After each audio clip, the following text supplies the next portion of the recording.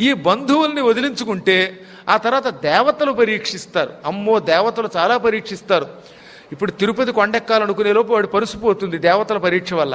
దాంతో వీడు చిచ్చి కొండెక్కుదాం అనుకున్నాం, పరుసుపోయిందని నీరసంగా ఇంటికి వస్తాడు. పరుసు ఎలాగో రాదు, కానీ దైవ దర్శనం కూడా పోతుందన్నమాట.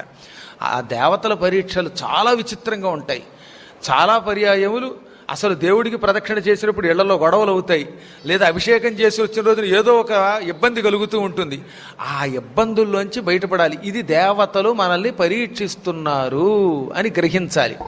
అందులోంచి కూడా బయటపడితే రాక్షస పరీక్ష బాగా భయంకరంగా ఉంటుంది. రాక్షస పరీక్ష శత్రువులు వచ్చి చితక్కొట్టి పారేస్తారు, నానా ఇబ్బందులు పడుతూ ఉంటాయి, చుట్టుపక్కల వాళ్ళతో తగాద వస్తుంది, అరుపులు వస్తాయి, గందరగోళాలు వస్తాయి. అందులోంచి కూడా బయటపడితే అప్పుడు వీడికి భ్రాంతి కలుగుతుంది. భ్రాంతి అంటే ఏమిటనమాట? కొంతకాలం తపస్సు చేయగానో, కొంతకాలం పురాణాలు చదవగానో